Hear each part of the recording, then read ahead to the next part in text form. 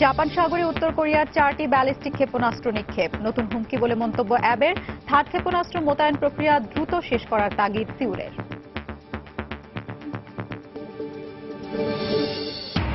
ট্রাম্পের ফোনে ওবামার আড়ি পাতার অভিযোগ প্রত্যাখ্যান এফবিআই এর। কংগ্রেসকে বিষয়টি খতিয়ে দেখার আহ্বান হোয়াইট হাউসের। অভিবাসী ধরপাকড়ের প্রতিবাদে নিউ ইয়র্কে বিভিন্ন শ্রেণী পেশার মানুষের সমাবেশ, বিদ্বেষমূলক নীতির বিরুদ্ধে আইনি ব্যবস্থা নেয়ার ইঙ্গিত নগর প্রশাসনের।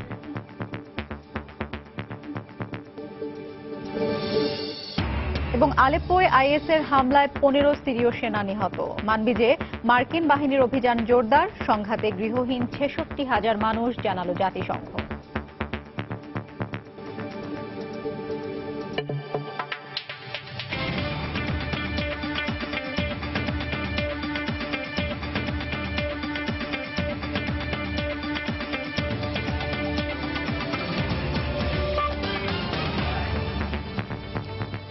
আন্তর্জাতিক সময়ের সঙ্গে আছি আমি হাফসাতুন্নেসা। জাপান সাগরের দিকে 4টি ব্যালিস্টিক ক্ষেপণাস্ত্র ছুঁড়েছে উত্তর কোরিয়া। এর মধ্যে 3টি ক্ষেপণাস্ত্র জাপানি জলসীমার বিশেষ অর্থনৈতিক এলাকায় পড়ায় একে নতুন হুমকি হিসেবে উল্লেখ করেছেন জাপানের প্রধানমন্ত্রী শিনজো অ্যাবে। এ ঘটনার পর দক্ষিণ কোরিয়ায় মার্কিন থার্ড ক্ষেপণাস্ত্র মোতায়েনের প্রক্রিয়া দ্রুত সম্পন্ন করার তাগিদ দিয়েছেন দেশটির প্রধানমন্ত্রী হাওয়াং কিওয়ান। সোমবার স্থানীয় সময় সকালে পরপর 4টি ব্যালিস্টিক ক্ষেপণাস্ত্র নিক্ষেপ করে উত্তর কোরিয়া। ক্ষেপণাস্ত্র 4টি জাপানের পূর্ব উপকূলের জলসীমায় গিয়ে পড়ে। এর মধ্যে 3টি প্রায় 1000 কিলোমিটার অতিক্রম করে জাপানের বিশেষ অর্থনৈতিক জলসীমায় গিয়ে পড়ে বলে জানান জাপানের প্রধানমন্ত্রী শিনজো অ্যাবে। এতে কোনো ক্ষয়ক্ষতির খবর পাওয়া না গেলেও পিয়ংইয়ং এর এ পদক্ষেপকে নতুন হুমকি হিসেবে বর্ণনা করেছেন তিনি। উত্তর কোরিয়ার এ পদক্ষেপে পরিষ্কার বোঝা যাচ্ছে যে তারা নতুন করে হুমকির সৃষ্টি করছে। এটি জাতিসংঘ নিরাপত্তা পরিষদের প্রস্তাবনা লঙ্ঘন। তাদের ওই অধ্যত্ব আমরা কখনোই মেনে নেব না। আমাদের শক্তভাবে উত্তর কোরিয়াকে প্রতিহত করতে হবে। ক্ষেপণাস্ত্রগুলি নিক্ষেপের পরপরই জরুরি বৈঠকে বসেন দক্ষিণ কোরীয় সরকারের শীর্ষ নেতারা। পরে এক বিবৃতিতে এ ঘটনার নিন্দা জানিয়ে দ্রুত দেশটিতে মার্কিন থার্ড ক্ষেপণাস্ত্র প্রতিরক্ষা ব্যবস্থা মোতায়েনের আহ্বান জানান দক্ষিণ কোরিয়ার প্রধানমন্ত্রী ও ভারপ্রাপ্ত রাষ্ট্রপতি। আমাদের এবং আন্তর্জাতিক সম্প্রদায়ের হুঁশিয়ারি সত্ত্বেও উত্তর কোরিয়া আবার ব্যালিস্টিক ক্ষেপণাস্ত্র উৎক্ষেপণ করেছে। আমি এর তীব্র নিন্দা জানাচ্ছি। এটা বিশ্বের জন্য সরাসরি হুমকি স্বরূপ। এর প্রতিরোধে আমাদের শিগগিরই থার্ড মোতায়েন প্রক্রিয়া সম্পন্ন করতে হবে এবং উত্তর কোরিয়ার পরমাণু ও ক্ষেপণাস্ত্রের বিরুদ্ধে প্রতিরক্ষা ব্যবস্থা গড়ে তুলতে হবে। দক্ষিণ কোরিয়ার সামরিক বাহিনী জানিয়েছে উত্তর কোরিয়া ও চীনা সীমান্তের কাছে টংচ্যাংরি অঞ্চল থেকে ক্ষেপণাস্ত্রগুলো উৎক্ষেপণ করা হয়। সেগুলো কি ধরনের সে সম্পর্কে উত্তর কোরিয়া কিছু না জানালেও সিউল মনে করে সেগুলো আইসিবিএম অর্থাৎ দূরপাল্লার আন্তঃমহাদেশীয় ক্ষেপণাস্ত্র হওয়ার সম্ভাবনা কম। গত শুক্রবার দক্ষিণ কোরিয়া ও যুক্তরাষ্ট্রের মধ্যে যৌথ সামরিক মহড়া বন্ধ না করা হলে পরমাণু হামলার হুমকি দেয় পিয়ংইয়ং। প্রতি বছর ওয়াশিংটন ও সিউলের যে যৌথ মহড়া হয় তাকে উত্তর কোরিয়া তাদের বিরুদ্ধে যুদ্ধের প্রস্তুতি বলে বর্ণনা করে থাকে। এদিকে মাসব্যাপী অনুসন্ধানের পর মার্কিন সংবাদ মাধ্যম নিউ ইয়র্ক টাইমসে প্রকাশিত এক প্রতিবেদনে বলা হয়েছে 2014 সালে উত্তর কোরিয়ার ক্ষেপণাস্ত্র কর্মসূচির বিরুদ্ধে সাইবার এবং ইলেকট্রনিক হামলার নির্দেশ দিয়েছিলেন সাবেক মার্কিন প্রেসিডেন্ট বারাক ওবামা। আর তারই ফলে পিয়ংইয়ং এর বেশ কয়েকটি রকেট ও ক্ষেপণাস্ত্র পরীক্ষার চেষ্টা ব্যর্থ হয় বলে ধারণা অনেকের। শিরিন আক্তার, সময় সংবাদ। যুক্তরাষ্ট্রের সাবেক প্রেসিডেন্ট বারাক ওবামার বিরুদ্ধে প্রেসিডেন্ট ট্রাম্পের ব্যক্তিগত ফোনে আড়ি পাতার অভিযোগ প্রত্যাখ্যান করেছে এফবিআই। তার এই অভিযোগ ভিত্তিহীন বলে বিচার বিভাগকে জানান সংস্থাটির পরিচালক জেমস কমি। এর আগে প্রেসিডেন্ট থাকাকালীন বারাক ওবামা ক্ষমতার অপব্যবহার করেছিলেন কিনা কংগ্রেসকে তা তদন্ত করার আহ্বান জানায় হোয়াইট হাউস। সাবেক প্রেসিডেন্ট বারাক ওবামার বিরুদ্ধে ট্রাম্পের ব্যক্তিগত ফোনে আড়ি পাতার অভিযোগ তোলার কয়েক ঘন্টা পরই ওয়াশিংটন ডিসিতে ওবামা বিরোধী সমাবেশ করে কয়েকশো ট্রাম্প সমর্থক। এ সময় তারা ফোনে আড়ি পাতার অভিযোগ তদন্ত করে ওবামাকে বিচারের মুখোমুখি করার আহ্বান জানান। ওবামা বিশ্বাসঘাতক। আমার বিশ্বাস তার বিরুদ্ধে যে অভিযোগ করা হয়েছে তা তদন্ত করা হলে ওবামা দোষী প্রমাণিত হবেন। সাবেক প্রেসিডেন্ট এখন একজন সাধারণ মার্কিনীর মতোই। তিনি যদি ফোনে আড়ি পাতার মতো কোনো কাজ করে থাকেন তাহলে সাধারণ মার্কিনীদের মতোই তারও বিচার হওয়া উচিত। এরপরই ট্রাম্পের ব্যক্তিগত ফোনে আড়ি পাতার অভিযোগ তদন্ত করতে কংগ্রেসের প্রতি আহ্বান জানায় হোয়াইট হাউস।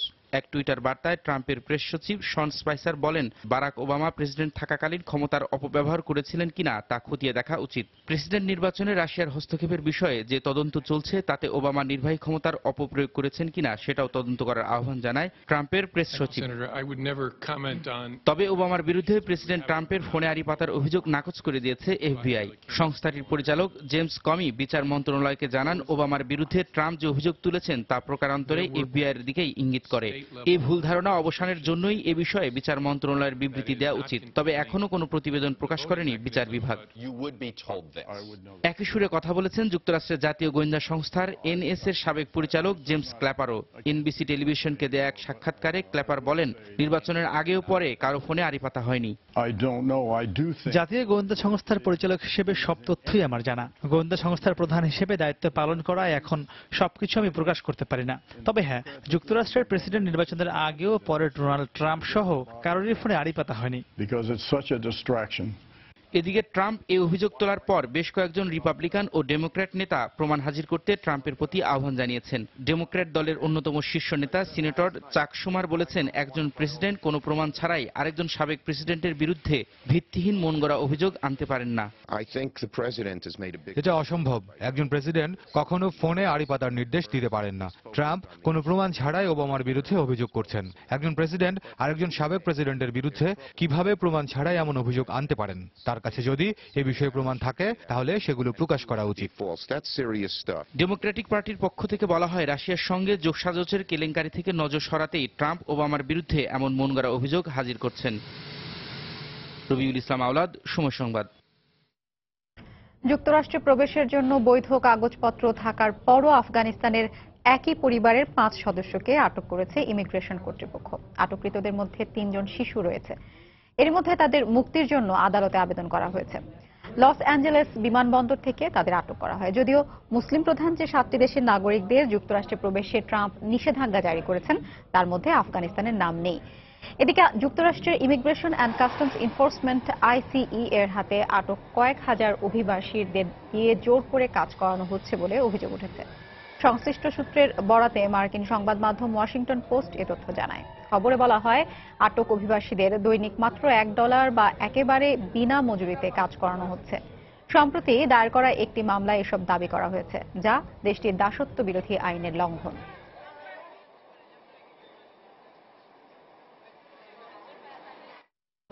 অবৈধ অভিবাসীদের ধরপাকড়ের বিরুদ্ধে উপশহর কুইন্সের প্রশাসনের কঠোর অবস্থানে সংহতি প্রকাশ করে প্রেসিডেন্ট ট্রাম্পকে রুখতে ঐক্যবদ্ধ হয়েছে অভিবাসী সামাজিক সংগঠন এবং নিউ ইয়র্ক নগর প্রশাসন। কুইন্স বরো প্রেসিডেন্ট মেলিন্ডা কার্টস বলেছেন, ট্রাম্পের অভিবাসন বিরোধী পদক্ষেপ ও বিদ্বেষমূলক আচরণের বিরুদ্ধে আইনি ব্যবস্থা গ্রহণ করা হবে। এদিকে ট্রাম্পের অভিশংসনের আন্দোলন সহ যুক্তরাষ্ট্র কংগ্রেসের মধ্যবর্তী নির্বাচনে ট্রাম্পকে উপযুক্ত জবাব দেওয়ার আহ্বান জানিয়েছে বিভিন্ন কমিউনিটির প্রতিনিধিরা। নিউ ইয়র্ক থেকে টিএম মামুনের ক্যামেরায় শিহাবুদ্দিন কিসলুর রিপোর্ট।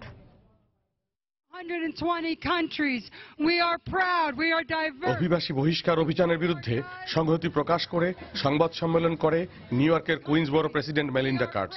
তবে এই সংবাদ সম্মেলন শেষ পর্যন্ত কংগ্রেসে নির্বাচিত জনপ্রতিনিধি সহ বিভিন্ন ধর্ম, বর্ণ ও সংগঠনের অংশগ্রহণে রূপ নেয় ট্রাম্প বিরোধী সমাবেশে। সংবাদ সম্মেলনে বক্তব্য রাখেন new York city public advocate, new York city মানবাধিকার কমিশনের পরিচালক সহ বিভিন্ন সংগঠনের প্রতিনিধিরা। ট্রাম্পের অভিবাসন বিরোধী নীতির নিন্দা জানাচ্ছি। দায়িত্ব নেয়ার পর যে জনরোষ উঠেছে, ট্রাম্প কি তা দেখতে পাচ্ছেন না? বর্তমান সরকারের প্রতি কেউই সন্তুষ্ট নয়। এখানে ধর্ম, বর্ণ নির্বিশেষে সবাই একসঙ্গে বাস করতে চাই। এটাই বিশ্ব ভ্রাতৃত্বের সবচেয়ে বড় নিদর্শন। ট্রাম্প যতই চেষ্টা করুন না কেন, যুক্তরাষ্ট্রের ঐতিহ্য কখনোই ধ্বংস করতে পারবেন না। কুইন্সবরো প্রেসিডেন্ট সময় টেলিভিশনকে দেয়া সাক্ষাৎকারে বলেন, অভিবাসীদের হাতে গড়া যুক্তরাষ্ট্রের ঐতিহ্য নষ্ট করতে দেওয়া হবে না। অভিবাসীরাই আমেরিকা গড়েছে। এখানে মোট বসতির 48 ভাগই অভিবাসী। তাদের ব্যবসা প্রতিষ্ঠান থেকে কোটি কোটি ডলার আয় করা হয়। এ অবস্থায় ঢালাওভাবে অভিবাসী বিরোধী পদক্ষেপ মেনে নেওয়া যায় না। ট্রাম্পের অভিবাসন বিরোধী নীতির বিরোধিতা করে সম্মেলনে যোগ দেয় সব বয়সী মানুষ। এই সমাবেশে সব বয়সী মানুষ যোগ দিয়েছে। আমরা প্রেসিডেন্টের সাথে একমত হতে পারছি না, তাকে সমর্থন জানাতে পারছি না। তিনি যা করছেন তা ঠিক নয়।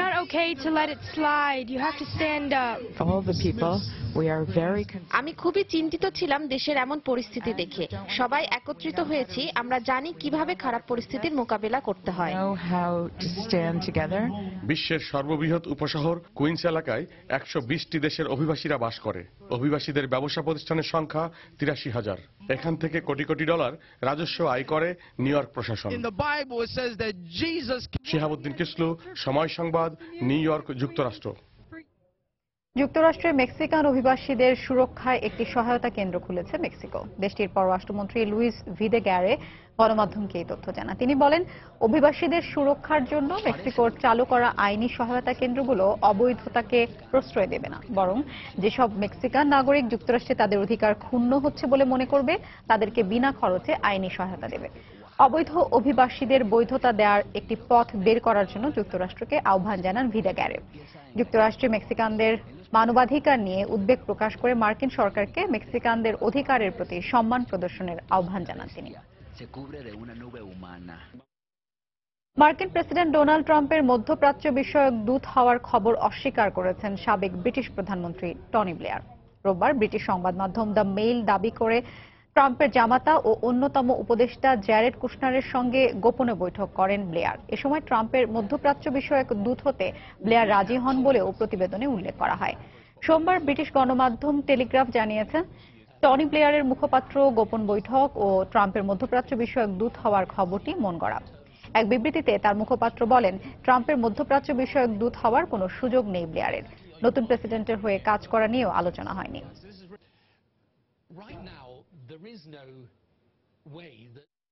আন্তর্জাতিক সময় আরো দেখবেন, পাকিস্তান সীমান্তে বন্দুকযুদ্ধে 5 সেনা ও 10 অস্ত্রধারী নিহত। একের পর এক সন্ত্রাসী হামলায় বিপর্যস্ত দেশটির পর্যটন শিল্প।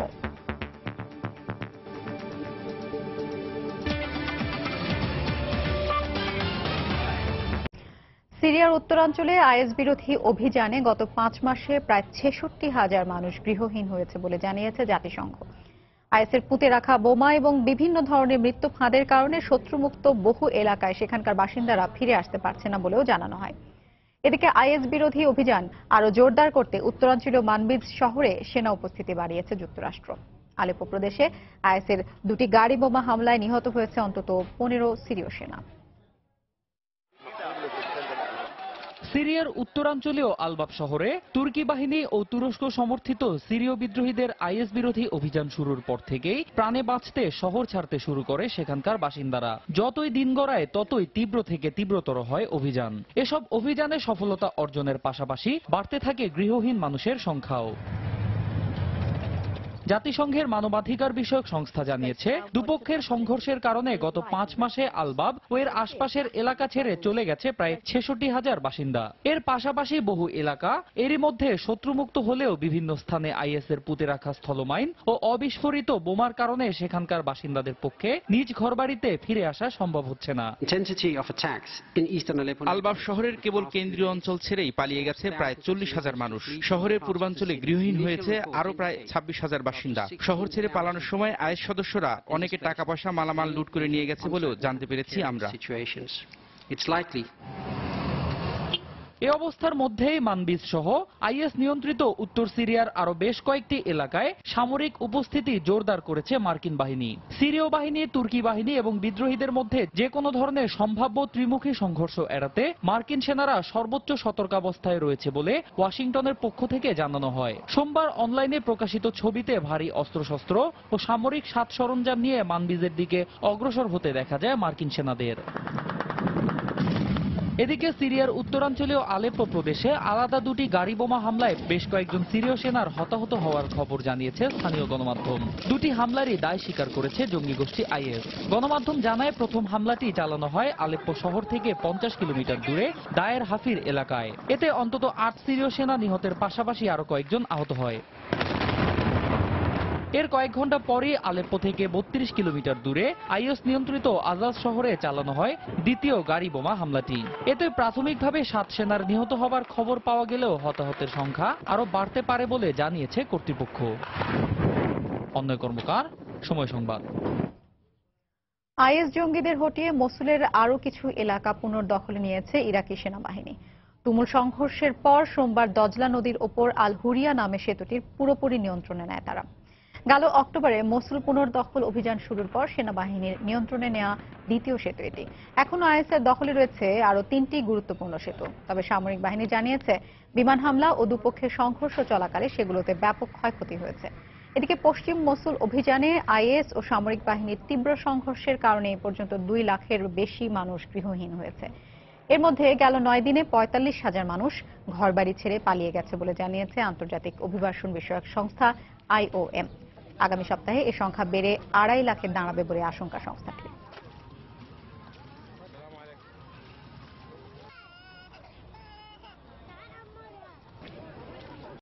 ইন্ডিয়ান ওশান রিম অ্যাসোসিয়েশন IOR এর শীর্ষ সম্মেলনে যোগ দিতে জাকার্তায় প্রধানমন্ত্রী শেখ হাসিনা। ইন্দোনেশিয়ার স্থানীয় সময় বেলা ৩টায় প্রধানমন্ত্রীকে বহনকারী বিমানটি জাকার্তার হালিম পারদানা কুসুমা আন্তর্জাতিক বিমানবন্দরে অবতরণ করে। এ সময় বিমানবন্দরে পররাষ্ট্রমন্ত্রী AH মাহমুদ আলী সহ ইন্দোনেশিয়া সরকারের ঊর্ধ্বতন কর্মকর্তারা প্রধানমন্ত্রীকে স্বাগত জানান। 3 দিনের সরকারি সফরে প্রধানমন্ত্রী জাকার্তা কনভেনশন সেন্টারে IOR এর সম্মেলনের উদ্বোধনী অনুষ্ঠানে যোগ দেবেন। পাশাপাশি লিডার্স ওয়েলকাম ডিনারে অংশ নেবেন। এর আগে সকালে হযরত শাহজালাল আন্তর্জাতিক বিমানবন্দর ত্যাগ করেন প্রধানমন্ত্রী। এ সময় সেখানে অর্থমন্ত্রী, বাণিজ্য মন্ত্রী, বিমান ও পর্যটন মন্ত্রী, 3 বাহিনীর প্রধান এবং সরকারের উচ্চপদস্থ কর্মকর্তারা উপস্থিত ছিলেন।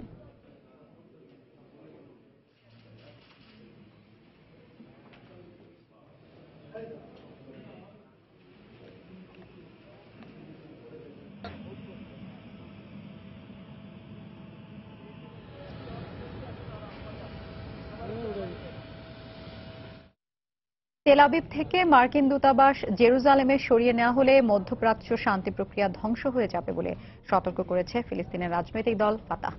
শনিবার রামাল্লাহ ভিত্তিক দলটির মুখপাত্র জায়েদ খলিল আবু জাইয়াদ এক বিবৃতিতে বলেন, মার্কিন কংগ্রেসের উচিত এ বিষয়ে যেকোনো সিদ্ধান্ত নেওয়ার আগে এর নেতিবাচক দিকগুলো বিবেচনা করা। কংগ্রেসের রিপাবলিকান দলীয় একটি প্রতিনিধি দলের জেরুজালেম সফরের মধ্যেই ফিলিস্তিনের পক্ষ থেকে এমন আহ্বান জানানো হলো।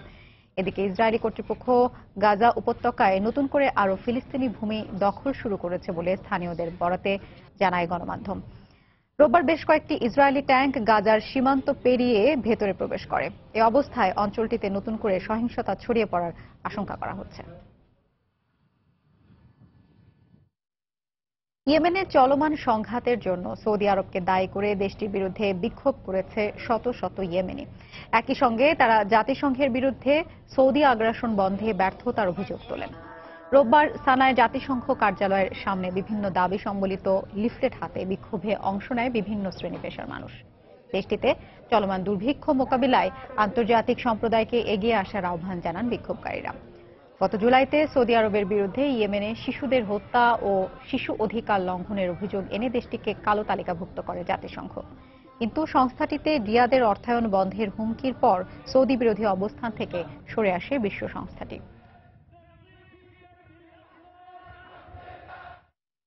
আন্তর্জাতিক সময় আরো যা দেখবেন।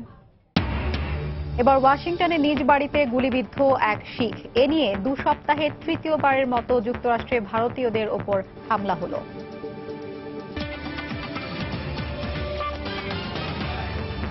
আফগান সীমান্তের কাছে পাকিস্তানের 3 সেনা চৌকিতে সন্ত্রাসী হামলায় 5 জন সেনা সদস্য নিহত হয়েছেন। এই ঘটনায় পাল্টা অভিযানে 10 সন্দেহভাজন জঙ্গিও নিহত হয় বলে জানায় গণমাধ্যম। আফগানিস্তান থেকে একদল জঙ্গি পাকিস্তানের মোহাম্মদ এজেন্সিতে ঢুকে এই হামলা চালায় বলে পাক সেনাবাহিনীর এক বিবৃতিতে জানানো হয়। সশস্ত্র সন্ত্রাসীদের উপস্থিতি বুঝতে পেরেই অভিযানে নামে সামরিক বাহিনী। রোববার রাতে দীর্ঘ সময় দুপক্ষের গোলাগুলিতে দুপক্ষের 15 জনের মৃত্যুর খবর জানায় কর্তৃপক্ষ। এই ঘটনার তীব্র নিন্দা জানিয়ে যে কোনো মূল্যে জঙ্গি দমনের প্রত্যয় ব্যক্ত করেছেন পাকিস্তানি প্রধানমন্ত্রী নওয়াজ শরীফ।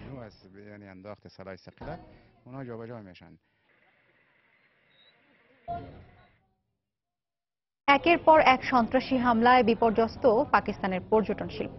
কিন্তু দেশটির নিরাপত্তা পরিস্থিতি কিছুটা স্বাভাবিক হওয়ায় ঘুরে দাঁড়াতে শুরু করেছে এ খাত। সম্প্রতি পাকিস্তানের প্রাকৃতিক সৌন্দর্যে মুগ্ধ পর্যটকরা শুরু করেছেন নিজেদের মতো করে ঘুরে বেড়াতে, যদিও এ সংখ্যা খুবই কম। দেশি বিদেশি পর্যটকদের আকৃষ্ট করতে পর্যটন কেন্দ্রের উন্নয়নে বিনিয়োগের পাশাপাশি নিরাপত্তা ব্যবস্থা জোরদার করেছে পাকিস্তান সরকার।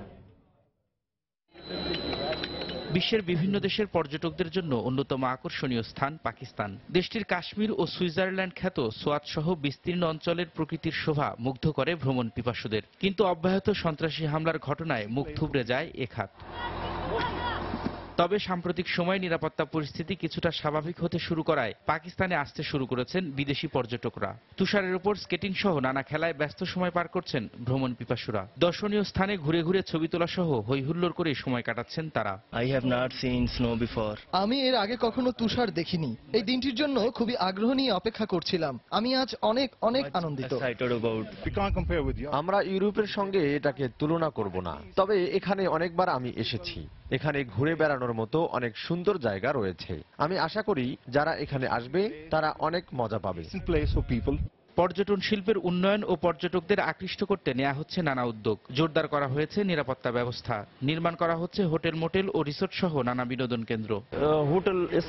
আমি এখানে একটি হোটেল নির্মাণ করছি, কারণ এখানকার ভবিষ্যৎ অনেক ভালো দেখা যাচ্ছে। বর্তমানে নিরাপত্তা পরিস্থিতি অনেক ভালো। পর্যটকরা বেশ আত্মবিশ্বাস নিয়ে এখানে ঘুরতে আসছেন। আশা করি যে অর্থ আমি ব্যয় করছি তার সুফল ফিরে পাবো। পর্যটকদের নিরাপত্তা দিতে আমাদের সব ধরনের প্রস্তুতি রয়েছে। বিশেষ করে বিদেশি পর্যটকদের একজন করে নিরাপত্তা রক্ষী দেওয়া হচ্ছে। গত 2 বছর ধরে নিরাপত্তা পরিস্থিতি স্বাভাবিক থাকায় এখানে পর্যটকরা আসতে শুরু করেছেন। আশা করি এ সংখ্যা আরো বাড়বে। 2015-16 অর্থ বছরে দেশটির জিডিপিতে উল্লেখযোগ্য অবদান রাখে পর্যটন খাত। নতুন বছরে এর পরিমাণ আরো বাড়বে বলে ধারণা কর্তৃপক্ষের। রবিউল ইসলাম আওলাদ, সময় সংবাদ। সমুদ্র সীমা অতিক্রমের জেরে রোববার 85 ভারতীয় জেলেকে আটক করেছে পাকিস্তানের নৌ কর্তৃপক্ষ। আটক করা হয়েছে তাদের মাছ ধরার 14টি নৌকা। পরে তাদেরকে করাচি থানায় হস্তান্তর করা হয়। তাদের বিরুদ্ধে মামলা দায়ের করার কথাও জানান পুলিশ প্রধান। এদিকে অভিযুক্ত জেলেরা জানান, মাছ ধরতে গিয়ে তারা ভুলবশত পাকিস্তানের জলসীমায় ঢুকে পড়েছে। ভারত ও পাকিস্তানের সমুদ্র সীমা স্পষ্টভাবে জানা না থাকায় দুদেশের জেলেদের প্রায়ই এমন অভিযোগে সাজা খাটতে হয়। মাসের শুরুতে একই অভিযোগে অভিযুক্ত 18 জন জেলেকে কারাভোগের পর ছেড়ে দেয় ভারতীয় কর্তৃপক্ষ। যুক্তরাষ্ট্রে আবারও হামলার শিকার হয়েছেন এক ভারতীয় বংশোদ্ভূত নাগরিক। রোববার ওয়াশিংটন অঙ্গরাজ্যের কেন্ট শহরে গুলিবিদ্ধ হন শিখ ধর্মাবলম্বী 39 বছর বয়সী দীপ রায়। পুলিশের বরাতে গণমাধ্যম জানায়, দীপ নিজ বাড়ির বাইরে গাড়িতে কাজ করার সময় মুখোশ পরা এক ব্যক্তি তার সঙ্গে তর্কে লিপ্ত হয় এবং এক পর্যায়ে গুলি ছোড়ে। এ সময় ওই বন্দুকধারী নিজ দেশে ফিরে যাও বলে চিৎকার করছিল। জাতিগত বিদ্বেষ থেকে এই হামলা চালানো হয়েছে বলে ধারণা করা হচ্ছে। এই ঘটনায় তীব্র নিন্দা জানিয়েছেন ভারতীয় পররাষ্ট্রমন্ত্রী সুষমা স্বরাজ। এ নিয়ে 2 সপ্তাহে তৃতীয়বারের মতো যুক্তরাষ্ট্রে হামলার শিকার হলেন ভারতীয় নাগরিক। এর আগে গত বৃহস্পতিবার সাউথ ক্যারোলাইনায় অজ্ঞাত পরিচয়ের অস্ত্রধারীর গুলিতে নিহত হন হার্নিশ পাটেল নামের এক ভারতীয় ব্যবসায়ী। এছাড়াও গত 22 ফেব্রুয়ারি কানসাস অঙ্গরাজ্যে একটি পানশালায় গুলিতে নিহত হন এক ভারতীয় প্রকৌশলী।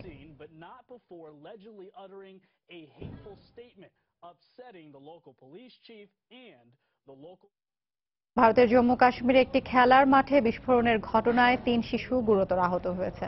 রোববার বারামুল্লা জেলার পাজালপোড়া গ্রামে এই ঘটনা ঘটে। পরে স্থানীয়রা তাদের দ্রুত উদ্ধার করে হাসপাতালে নিয়ে যায়। এদের মধ্যে একটি শিশুর হাত উড়ে গেছে বলে জানিয়েছেন চিকিৎসকরা। বাকি 2 শিশু মুখ ও হাত পায়ের বেশ কয়েকটি স্থানে আঘাত পেয়েছে। ঘটনার তদন্তে মাঠে নেমেছে পুলিশের বিশেষজ্ঞ দল। এর আগে কাশ্মীরের পুলওয়ামা জেলায় হিজবুল্লাহ মুজাহিদিনের সঙ্গে বন্দুকযুদ্ধে নিহত হয় এক পুলিশ সদস্য ও 2 সন্দেহভাজন জঙ্গি। এছাড়াও আহত হয়েছেন এক মেজর সহ 6 পুলিশ কর্মকর্তা।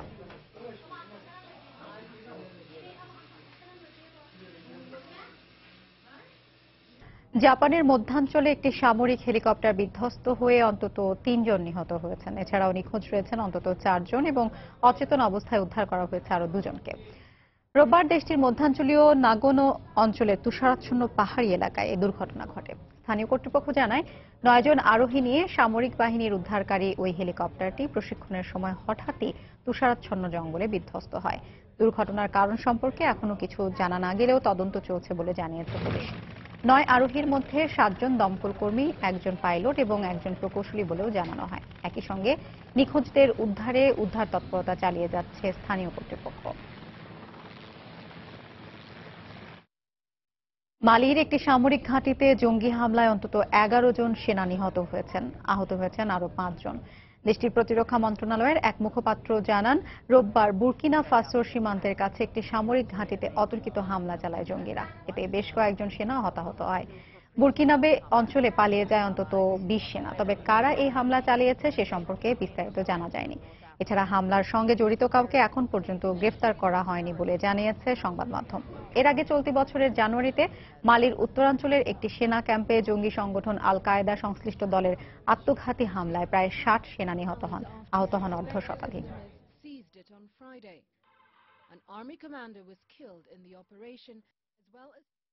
ফিলিপিন্সে জঙ্গিদের হাতে জিম্মি জার্মান নাগরিক জুর্গেন কান্টারের মৃতদেহ উদ্ধার করেছে দেশটির সেনাবাহিনী। দক্ষিণ ফিলিপিন্সের জঙ্গি সংগঠন আবু সাইয়াফ অক্টোবরে জুর্গেন কান্টারকে মালয়েশিয়ার কাছাকাছি একটি প্রমোত্তরি থেকে অপহরণ করে। মুক্তিপণ না পাওয়ায় শিরশ্ছেদ করা হয় জুগেনকে। তার সহযোগী সাবিন মার্চকে গুলি করে হত্যা করা হয়। প্রায় 4 মাস ধরে জুগেন জিম্মি ছিলেন। রোববার সুলু দ্বীপ থেকে তার লাশ উদ্ধার করা হয়। ফিলিপিন্সের প্রেসিডেন্ট রদ্রিগো দুতার্তে জুগেনের হত্যা ঠেকাতে ব্যর্থ হওয়ায় জার্মানি সরকার ও জুগেনের পরিবারের কাছে ক্ষমা চেয়েছেন।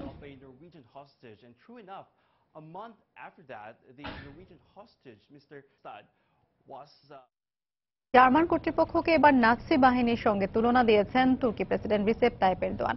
জার্মানির 3টি শহরে প্রবাসী তুর্কিদের সমাবেশ করতে না দেয়ায় এভাবেই ক্ষোভ প্রকাশ করেন তিনি। তুরস্কে আসন্ন গণভোট উপলক্ষে জার্মানিতে বসবাসরত 14 লাখ তুর্কির সমর্থন আদায়ে ওসব প্রচারণামূলক সমাবেশের ডাক দেওয়া হয়েছিল। এই বিপুল সংখ্যক প্রবাসীর সমর্থন পেলে এরদোয়ানের জয়ের পথ অনেকটাই নিশ্চিত হয়ে যাবে। তবে জার্মান কর্তৃপক্ষ তার এই প্রয়াসে বাধা দেয়ায় একের পর এক তিক্ত মন্তব্য ছুটতে থাকেন এরদোয়ান। এর আগে তিনি জার্মানিকে সন্ত্রাসের কেন্দ্র বলে আখ্যা দিলে এর তীব্র নিন্দা জানান জার্মান চ্যান্সেলর অ্যাঙ্গেলা মার্কেল। তুর্কি সংবিধানে পরিবর্তন আনার পাশাপাশি প্রেসিডেন্টের ক্ষমতা সুসংহত করতে তুরস্কে এপ্রিলে গণভোট অনুষ্ঠিত হওয়ার কথা রয়েছে।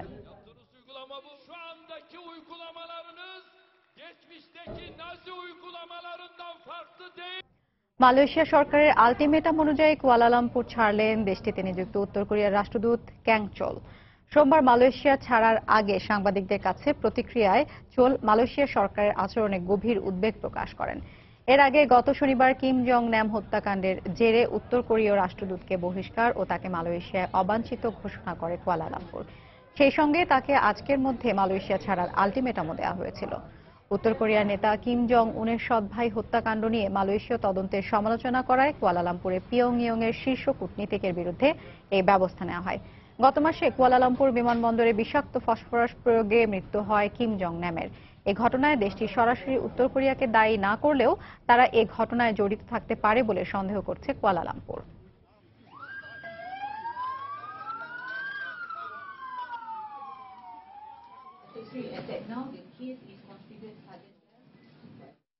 ফ্রান্সের রিপাবলিকান পার্টির প্রেসিডেন্ট পদপ্রার্থী ফ্রাঁসোয়া ফিয়ঁ তার বিরুদ্ধে অর্থ কেলেঙ্কারির অভিযোগের মুখেও নির্বাচনী লড়াই চালিয়ে যাওয়ার প্রত্যয় ব্যক্ত করেছেন। রোববার ফরাসি গণমাধ্যমকে দেয়া এক সাক্ষাৎকারে এই মধ্য ডানপন্থী নেতা বলেন, কোনো বাধাই তাকে নির্বাচনী মাঠ থেকে সরাতে পারবে না।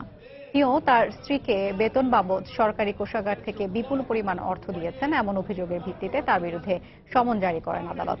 আনুষ্ঠানিক তদন্তের জন্য 15 মার্চের মধ্যে তাকে বিচারকের সামনে হাজির হতে বলা হয়েছে।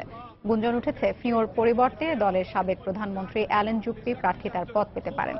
গত বছর রিপাবলিকান পার্টির মনোনয়ন দৌড়ে সাবেক প্রেসিডেন্ট নিকোলাস সার্কোজি ও অ্যালেন জুপ্পিকে পেছনে ফেলে জয়লাভ করেন ফিও।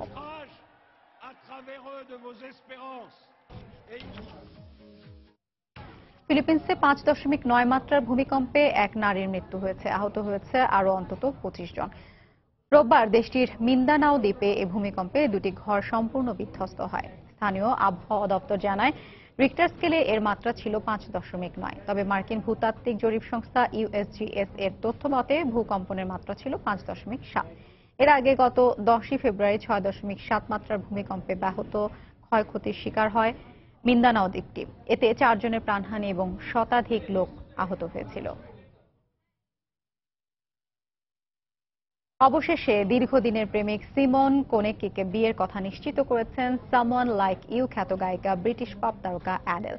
গেল মাসে একটি জনপ্রিয় ম্যাগাজিনে পরিবার ও বন্ধুদের নিয়ে অ্যাডেলের বিয়ের অনুষ্ঠান সম্পন্নের খবর প্রকাশিত হলেও রোববার অস্ট্রেলিয়ার ব্রিসবেনে একটি অনুষ্ঠানের মঞ্চে বিয়ের কথা জানান তিনি।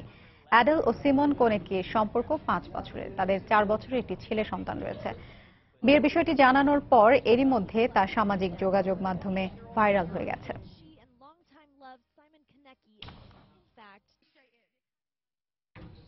নানা ধরনের উৎসবে মাতোয়ারা জাপানবাসী। শীতকে উপভোগ করতে একদিকে আয়োজন করা হয় বার্ষিক তুষারের ভাস্কর্য তৈরি উৎসব, অন্যদিকে বসন্তকে স্বাগত জানাতে পালন করা হয়েছে ঐতিহ্যবাহী বিন ছোড়া উৎসব। চারপাশে বিশাল আকারের সব ভাস্কর্য, কোনটি বানানো হয়েছে ঐতিহাসিক স্তম্ভের আদলে, কোনটি সিনেমার কোনো আলোচিত চরিত্রের, কোনটি আবার কোনো জীবজন্তুর মতো করে। আর এসবই ফুটিয়ে তোলা হয়েছে বরফ কেটে। জাপানের সাপ্পোরোতে আয়োজিত বার্ষিক তুষারের ভাস্কর্য তৈরি উৎসবে দেখা যায় এমনই দৃষ্টিনন্দন দৃশ্য। এবারের ৬৮তম উৎসবে প্রদর্শন করা হয় বরফ দিয়ে তৈরি ২০০-র বেশি ভাস্কর্য। এর মধ্যে সদ্য ক্ষমতায় আসা মার্কিন প্রেসিডেন্ট ডোনাল্ড ট্রাম্পের আদলে তৈরি ভাস্কর্যটি সবার নজর কাড়ে। এই উৎসব উপভোগ করতে জড়ো হয় প্রায় ২০ লাখ দর্শনার্থী। অন্যদিকে বসন্তকে স্বাগত জানাতে রাজধানী টোকিওর পবিত্র হাই মন্দিরে আয়োজন করা হয় এক ভিন্নধর্মী উৎসবের। প্রতি বছরের মতো এবারও পালন করা হয় ঐতিহ্যবাহী বিনছোড়া উৎসব। আজকের আবহাওয়া চমৎকার, সব দুঃখ দুর্দশাকে তাড়িয়ে সুখ ও সমৃদ্ধিকে স্বাগত জানানোর জন্য দিনটি উপযুক্ত হয়েছে। এখানে স্থানীয়দের পাশাপাশি অনেক বিদেশিরাও এসেছে। দিন দিন তরুণ প্রজন্মের কাছে এই উৎসবটি জনপ্রিয় হয়ে উঠছে। প্রাচীন রীতি অনুযায়ী সব অশুভ শক্তিকে দূর করতেই এই উৎসব পালন করা হয়। শিরিন আক্তার, সময় সংবাদ। আন্তর্জাতিক সময়ের শীর্ষ সংবাদগুলো জানিয়ে দিচ্ছি আরেকবার। জাপান সাগরে উত্তর কোরিয়ার 4টি ব্যালিস্টিক ক্ষেপণাস্ত্র নিক্ষেপ, নতুন হুমকি বলে মন্তব্য অ্যাবের। থার্ড ক্ষেপণাস্ত্র মোতায়েন প্রক্রিয়া দ্রুত শেষ করার তাগিদ সিউলের।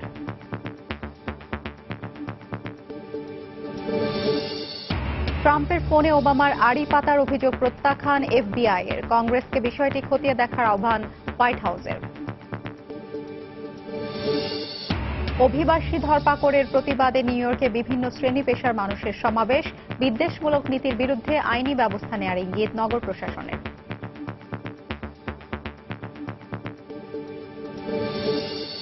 এবং আলেপ্পোয় আইএসের হামলায় 15 সিরীয় সেনা নিহত। মানবিজে মার্কিন বাহিনীর অভিযান জোরদার, সংঘাতে গৃহহীন 66,000 মানুষ, জানালো জাতিসংঘ।